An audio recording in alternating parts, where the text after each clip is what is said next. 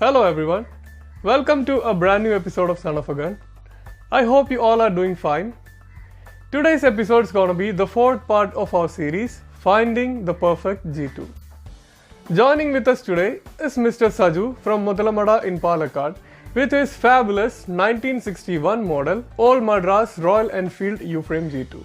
I would like to express my gratitude to himself and our dear friend Mr. Madhav Das from Palakkad for making this video happen.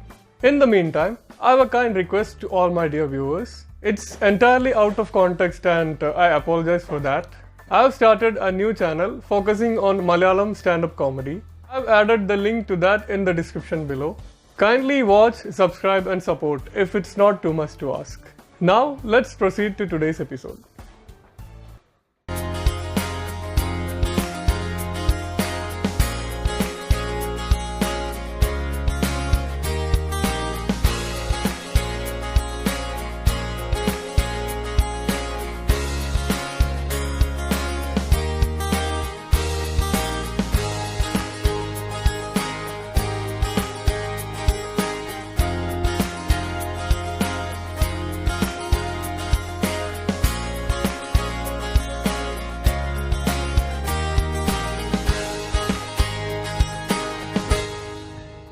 The love for this machine is unconditional. It's not something that could be expressed in words, but rather acquired over the years. It's not always the smartest thing to do, but is by far the most satisfying thing. It might give terrible backfires and a persistently sprained ankle, but do we really bother? I don't think I'll ever get tired saying these same things again and again. Ladies and gentlemen, presenting once again the king of vintage motorcycles, the Royal Enfield G2. Let's start with the original spares, and there is a truckload of those present on this magnificent machine.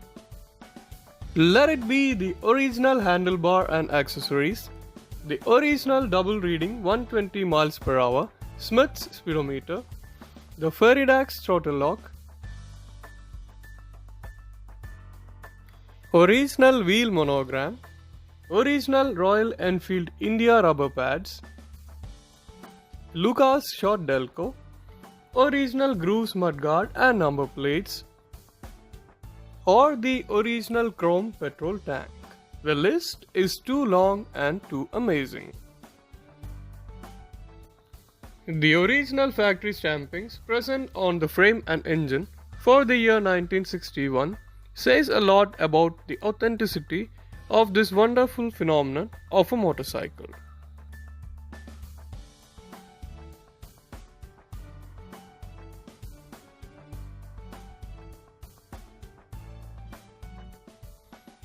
The auxiliary spares such as the brake pedal, side stand and center stand, the footrests, the bicycle hubs and toolboxes are all original.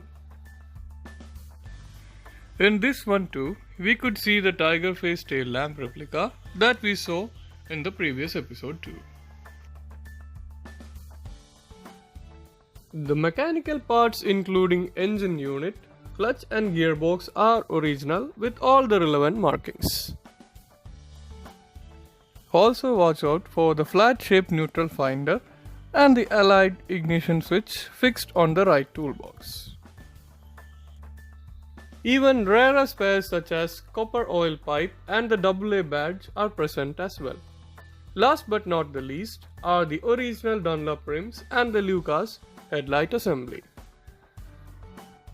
What had fascinated me the most with this beauty is the overall retro appeal. This is exactly what I aspire to own one day. And now it's time for some action. Okay, start it.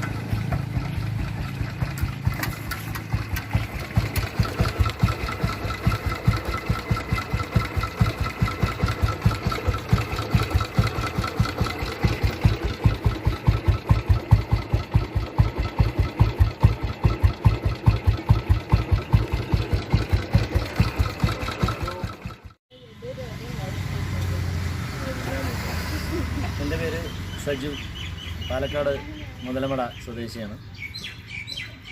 എനിക്ക് കൃഷിയാണ് പ്രൊഫഷണലായിട്ട്.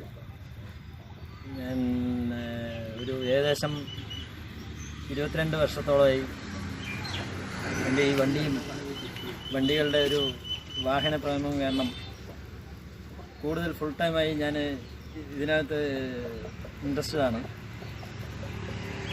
അതിലുപരി എനിക്ക് കുറേ ആൻറ്റിക്ക് വെഹിക്കിളിൻ്റെ കളക്ഷനൊക്കെ ഉണ്ടായിരുന്നു. ഇത് തുടക്കത്തിൽ എൻ്റെ ഒരു സുഹൃത്തു കൂടിയായ അടുത്തുള്ള ആളെന്നായിരുന്നു, ഒരു സുനിലേട്ടൻ. പുള്ളിയുടെ ഭാഗത്തു നിന്നാണ് നമുക്ക് ആദ്യമായിട്ടുള്ളൊരു തുടക്കം ഉണ്ടായത്. പുള്ളിയുടെ ഒരു 54 മോഡലാണ്. എനിക്കത് കൂടുതൽ ഒരു വണ്ടികളോട് താല്പര്യം അതിൽ നിന്നാണ് തുടങ്ങിയത്. ഒരു ശരി ഒരു പഴയ വണ്ടി എടുക്കാമെന്നുള്ളൊരിതിൽ അങ്ങനെ ആദ്യമായിട്ട് എടുത്തൊരു വണ്ടിയാണ്. ഇതിപ്പോൾ 22 വർഷമായി എടുത്തിട്ട്. അതിനുശേഷം ഞാൻ ആ വണ്ടി ഒന്നും പണിതിട്ടില്ല, അപ്പോൾ ഈ കണ്ടീഷനാണ് ഉള്ളത്. അതിനുശേഷം എൻജിൻ എടുത്തൊരു 4 വർഷത്തോളം കഴിഞ്ഞതും എനിക്ക് എൻജിൻ വർക്ക് ഒന്ന് ചെയ്യണമെന്നൊന്നും തോന്നി. അപ്പോൾ ആലത്തൂരിലെ മുഹമ്മദ് അലി അണ്ണൻ, പുള്ളിയാണ് ഇന്നത്തെ എല്ലാവർക്കും അറിയാമെന്ന് വിചാരിക്കുന്നു, കേരളത്തിലെ നമ്പർ 1 ആണ്. അദ്ദേഹത്തിൻ്റെ അടുത്ത് ഞാൻ ആദ്യം വണ്ടി കൊണ്ട് കാണിച്ചു നോക്കിയപ്പോൾ എൻജിൻ ഒരു 20% ഉള്ളൂ. അപ്പോൾ നമുക്കൊന്ന് എൻജിൻ വർക്ക് ചെയ്തിട്ട് പിന്നീട് വേണമെങ്കിൽ നമുക്കത് പെയിൻറ്റ് ചെയ്യുക, അങ്ങനെയുള്ള കാര്യങ്ങളൊക്കെ ചെയ്യാം. ഫസ്റ്റ് വേണമെങ്കിൽ എൻജിൻ മാത്രം വേണമെങ്കിൽ ചെയ്യാമെന്ന് പറഞ്ഞിട്ടുണ്ടായിരുന്നു. എന്നിട്ട് ഞാനത് എൻജിൻ വർക്ക് ചെയ്തു. ഏകദേശം എൻജിൻ വർക്ക് ചെയ്തിട്ട് 18ഓളം വർഷമായി. അദ്ദേഹം ഇന്നിപ്പില്ല, നമ്മളെല്ലാം വിട്ട് പിരിഞ്ഞു പോയി 2 വർഷത്തോളമായി. പക്ഷെ അദ്ദേഹം പണിത ശേഷം നമ്മളത് ഒന്നും ചെയ്തിട്ടില്ല, അതേ രീതിയിൽ തന്നെ ഉപയോഗിച്ചുകൊണ്ടിരിക്കുകയാണ്. ഏകദേശം ഒരു 1 ലക്ഷത്തോളം കിലോമീറ്റർ ഞാൻ ഇപ്പോൾ ഓടിച്ചു കഴിഞ്ഞു പണിത ശേഷം. ഇപ്പോഴും അറിയാം വണ്ടിയുടെ ആ ഒരു കാര്യങ്ങൾ അദ്ദേഹം തന്നെയാണ്.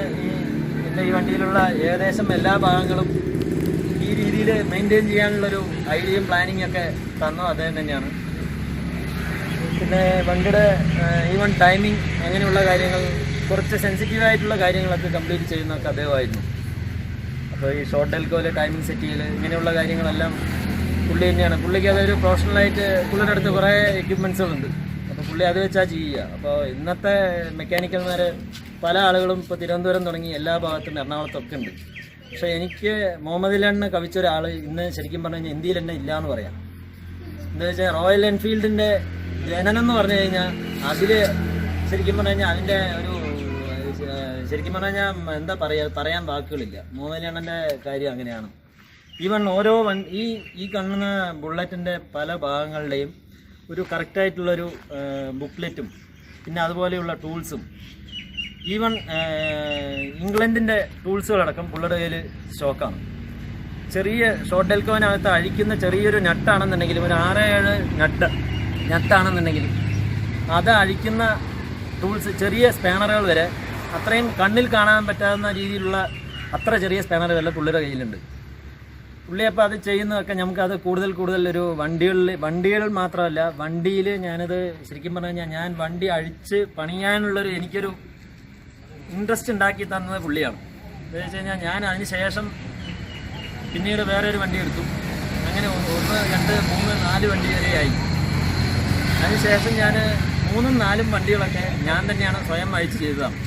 ഇതെല്ലാം ശരിക്കും പറഞ്ഞു കഴിഞ്ഞാൽ എനിക്കൊരു ഇൻട്രസ്റ്റിൽ ചെയ്തതാണ്. പുള്ളിയുടെ ഭാഗത്തുണ്ടായിട്ടുള്ളൊരു സപ്പോർട്ടും ഇതെല്ലാം കൂടിയായിട്ട് ഞാൻ എനിക്ക് സമയം കിട്ടുമ്പോഴെല്ലാം വെറുതെ ജസ്റ്റ് ഒന്ന് അങ്ങനെ ചെയ്ത് വണ്ടികൾ ഓരോന്ന് വർക്ക് ചെയ്ത് ശരിക്കും പറഞ്ഞു കഴിഞ്ഞാൽ റീസ്റ്റോറേഷൻ എന്ന് പറഞ്ഞു കഴിഞ്ഞാൽ ഞാൻ പല ആളുകളെയും പോലെ പെട്ടെന്ന് ഒരു സുപ്രഭാതത്തിൽ പെട്ടെന്ന് ഒരു മാസം കൊണ്ട് തട്ടിക്കൂട്ടി പെട്ടെന്ന് റെഡിയാക്കുന്ന ഒരു രീതിയല്ല. ഒരു വണ്ടിയൊക്കെ എനിക്ക് 6 to 1 വർഷം വരെ സമയമൊക്കെ എടുത്തു. ചില വണ്ടികൾ ഞാൻ എടുത്തത് ഒറിജിനാലിറ്റി ഉണ്ടായിരുന്നില്ല. പിന്നെ അത് കിടക്കുമ്പോൾ ശരിക്കും പറഞ്ഞു കഴിഞ്ഞാൽ ഒരു സ്ക്രാപ്പ് കണ്ടീഷനിൽ കിടന്ന വണ്ടിയായിരുന്നു. അതിൻ്റെ കുറേ സാധനങ്ങളൊന്നും ഒറിജിനാലിറ്റി ഇല്ലാത്തതിനെയൊക്കെ ഞാൻ ഒറിജിനാലിറ്റിക്ക് വേണ്ടിയിട്ട് സ്പെയർസുകൾ അന്വേഷിച്ച് തമിഴ്നാടിൻ്റെ പല ഭാഗങ്ങളിലും പോയി തിരഞ്ഞ് സ്പെയർസുകൾ കൊണ്ടുവന്നു. പക്ഷേ അതൊന്നും ഇന്ന് ഈ സമയത്ത് കിട്ടുന്ന രീതിയിലല്ല. അന്ന് ഞാൻ ഈവൻ ഒരു വണ്ടിയുടെ ഒരു ഡെൽക്കോന് വേണ്ടിയിട്ട് ഒരു വണ്ടി വാങ്ങിച്ച അവസ്ഥ വരെ ഉണ്ടായിട്ടുണ്ടായിരുന്നു. അന്നത്തെ കണ്ടീഷൻ എന്ന് വെച്ച് കഴിഞ്ഞാൽ ഞാൻ ഈ പറയുന്നതൊക്കെ ഒരു 15 വർഷം മുമ്പാണ്. ഇപ്പോൾ ഇന്നിപ്പോൾ ഒരു ഡെൽക്കോ കിട്ടുക എന്ന് പറഞ്ഞു കഴിഞ്ഞാൽ അത്രയും ഷോർട്ട് ഡെൽക്കോന് വേണ്ടിയിട്ട് അത്രയും ഡിമാൻഡാണ്. പക്ഷെ അന്ന് എനിക്ക് ആ ഷോർട്ട് ഡെൽക്കോ കിട്ടാൻ ചോദിച്ചപ്പോൾ ഒരു പാർട്ടി പറഞ്ഞു ഷോർട്ട് ഡെൽക്കോ തരുമോ എന്ന് ചോദിച്ചപ്പോൾ അതില്ല, അദ്ദേഹം അത് കൊടുക്കില്ല, അപ്പോൾ നിങ്ങൾ വണ്ടി വേണമെങ്കിൽ ഇന്ന് എടുത്തോളൂ എന്ന് പറഞ്ഞു.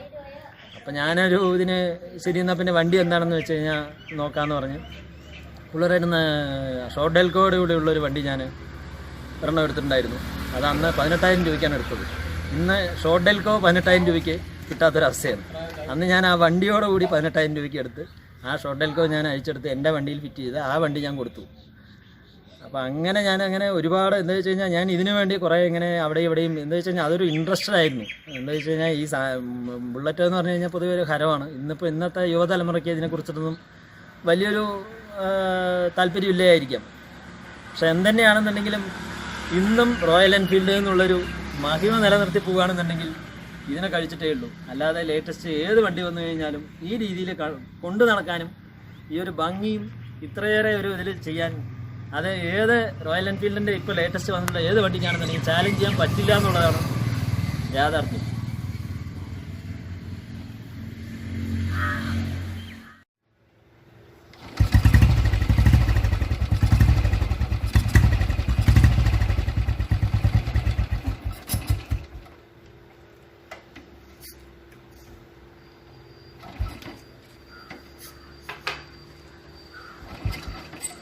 ആക്സിഡൻറ്റ് കൂടുമ്പോഴാണ് അല്ല ചെറുതായി കൊടുത്താൽ മതി.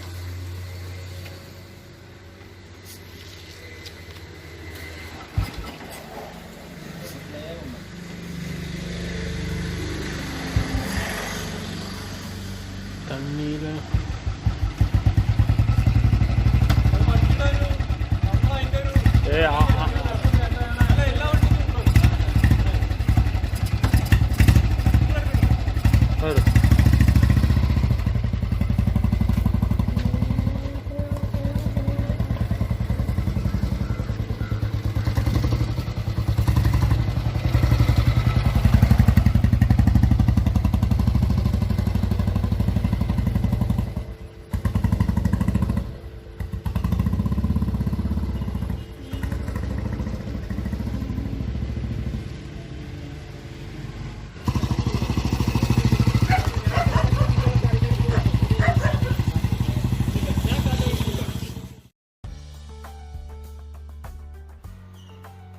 An important spare that I forgot to mention is the seamless Wolverhampton petrol tank lid.